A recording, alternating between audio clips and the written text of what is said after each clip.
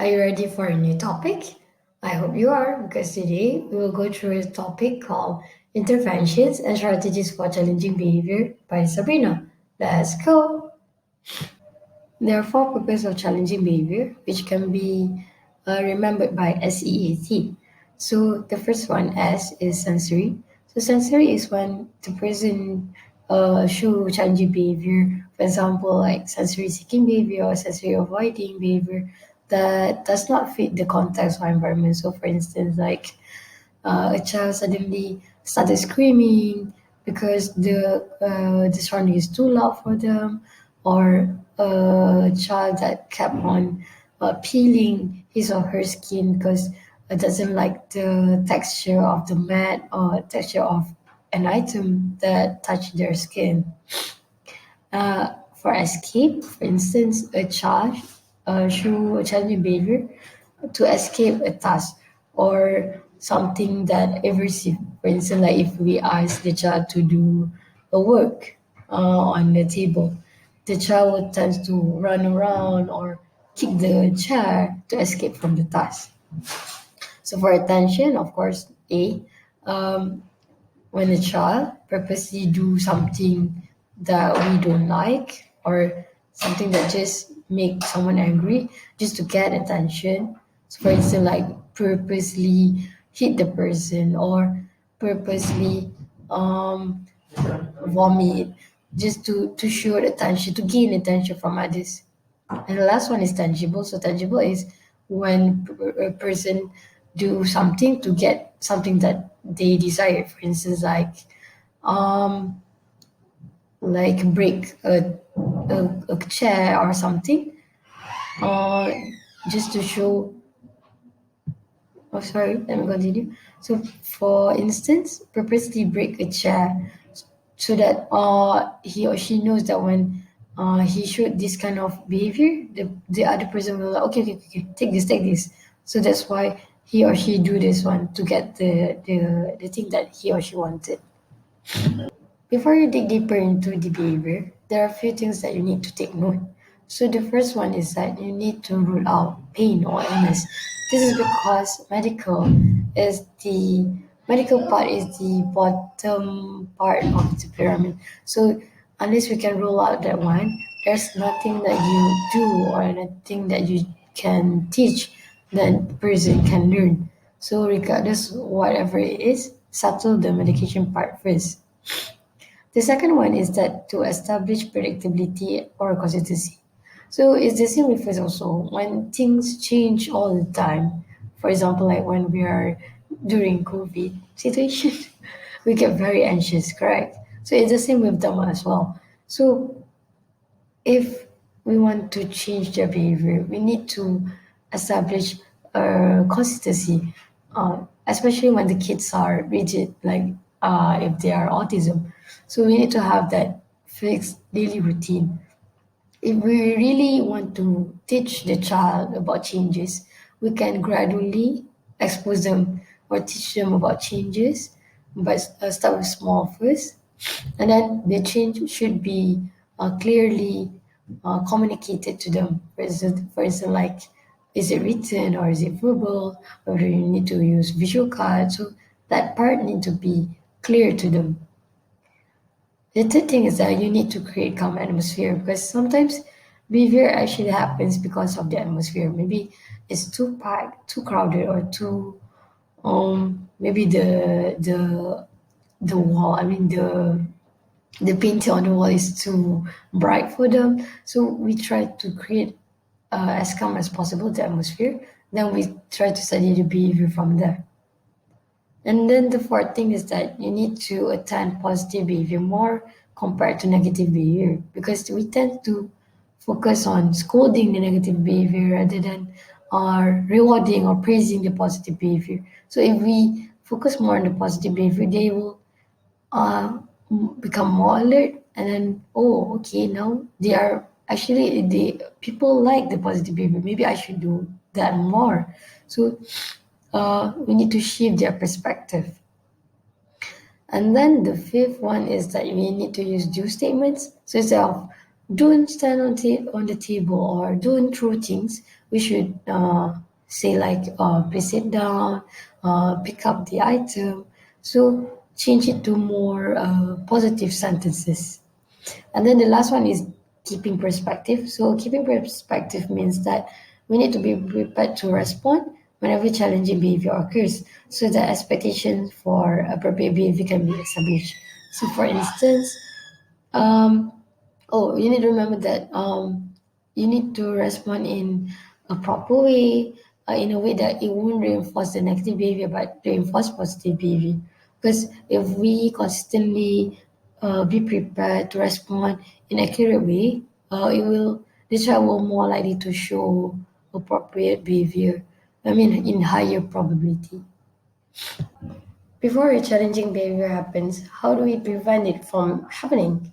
So there are a few tips that we can try out to prevent challenging behavior. So the first one is to minimize aversive events. So aversive events are events that can trigger distress or make the person angry or anxious, etc. So for instance, like if you want to bring the child to a shopping mall, and then you know that the child cannot stand with crowded places, crowded, loud, noisy places. So what you can do is that bring the child during non-peak hours to the mall. So for instance, like maybe you doing during working days, avoid lunch hour, things like that. So the second thing that you can do is to share control. So share control is, in a way, is that you provide choices for the child, but you need to clarify that the person need to understand about the concept of choices. Because sometimes if the person doesn't understand the concept of choices, giving choices actually make them more stressed. Okay? So what you can do is that, or you can ask them like what they want for breakfast or dinner, or what kind of activity that they want to do next. So the choices can be presented maybe in visual card or written, depending on the person comprehension level. So the third thing is that to provide environment that can uh, enhance or create successful engagement. So if you want to do an activity with the child, we need to aim in a way that activity the child will experience more success rather than failure. So maybe provide like a clear start to finish route for them, and then the demand also we need to adjust based on the child itself. The fourth thing you can do is to increase communication effectiveness. So most of the child, not all, like autism or someone with uh, any form of special needs, especially that's related to communication. When they are nonverbal, they tend to communicate to us through body language or something like through behavior itself. So what we can do is that we teach them alternate way of communication. It doesn't have to be verbal. It can be in apps inside apps inside iPad or packs or any form like visual card or written, depending on the person. As long as what the person want can be communicated well to the other person.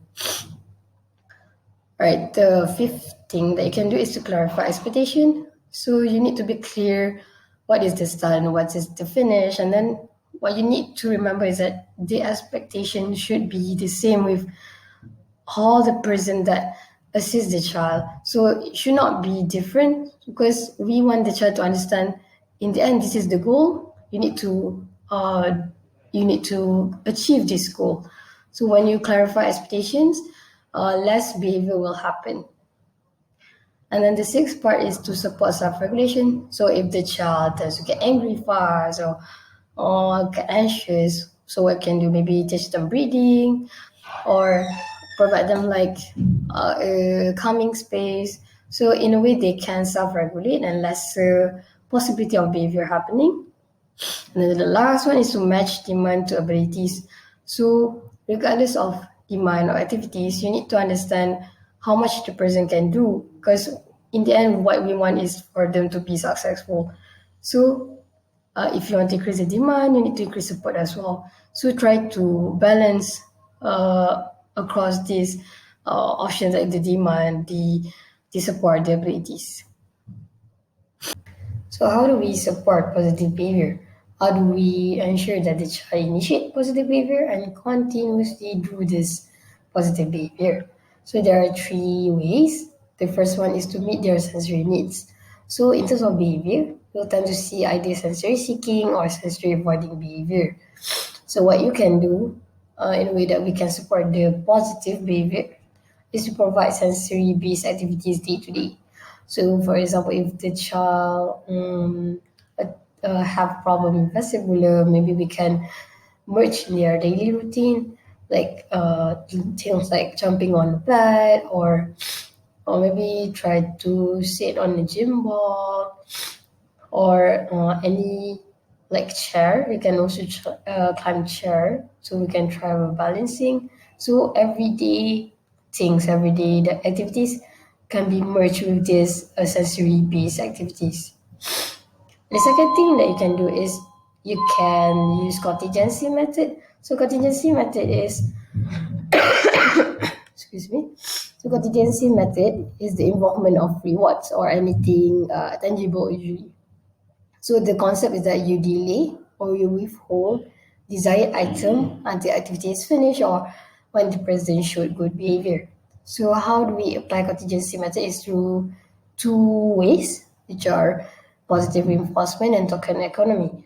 So positive reinforcement, technically you withhold until the person showed good behavior or finish, then we give the desired item immediately. For token economy, it's a bit different because it has more rules. So you need to be clear how the child can get the token, and then for the child to get the desired item, how many tokens does he or she needed, and then is there any like adding or subtracting token depending on the child's performance. So all this you need to be for you to do this method, you need to clarify all the rules to the child. And then the last one is to alternate preferred and non-preferred activities. So this is a good way because a child will most likely to comply because they will want to go to that preferred activity. So they know that if they want to go to the preferred activity, they need to go through the non-preferred one as well. So usually with alternating preferred and non-preferred activities, there will be issue with transition. So how do we make it uh, visible to them about the transition? We can use timers or we can use visual schedules. So maybe on a mounting board or maybe a small board, we can put like the schedule of the day and then where is the finish one. So every time he or she finish or transit, they will pull out the card and they put at finish. As simple as that. Here comes the technical part, which is the functional behavior assessment (FBA). So in total, there are 5 steps process. The first one is the team building and goal setting. So you need to understand that FBA is not a one-man work, but it's a group work. So you need to clarify who are the person that will be involved. So it could be close family members or teachers or neighbors. So you know who are the person that will involve and who are the person that know your child. Excuse me. And then across all team members, you need to clarify, make it clear what are the goals, what are we targeting, because we don't want to address too many behavior at one time. So we need to clarify what is the behavior that we want to focus on, and then we try to work on it together. The second one is functional assessment of behavior. This one is more technical. So usually we discuss among family members, among the team members, what are the behavior that are observed, and then is it the same across all members? And then what are the possible purposes or contexts? But usually behavior, in a way, it will be related to the place or the situation. So we try to figure out if there's any consistency among the team members about this information. So the third part is to develop the hypothesis. So based on the information that we gain from discussion, we try to create the possible hypothesis of behavior. So in a way, later on, we can try out this hypothesis, which one is the one that valid. And then the fourth part is to develop comprehensive support plan. So this one is more technical, I would say, because you need to accurately collect the data of behavior and events, and then to know the antecedent and consequence. Or in other way, we need to know what comes before the behavior and after the behavior, and then try to link all this together to see if we have a bigger picture. And then the last part is the implementation and outcome monitoring of plan. So regardless of plan that we already created, we need to check if everyone is comfortable with the plan. Maybe it takes too much work or it's hard to observe, to things like that. So all this we need to discuss because in the end we need the everyone need to be comfortable with the plan for the team members to carry out the plan. So if there's any issue with implementation, then we can bring it up so we can discuss how to solve it. And then if there's anything that like stuck or something, uh, maybe we can discuss if the plan need to be refined so we can create better plan for the child himself or herself.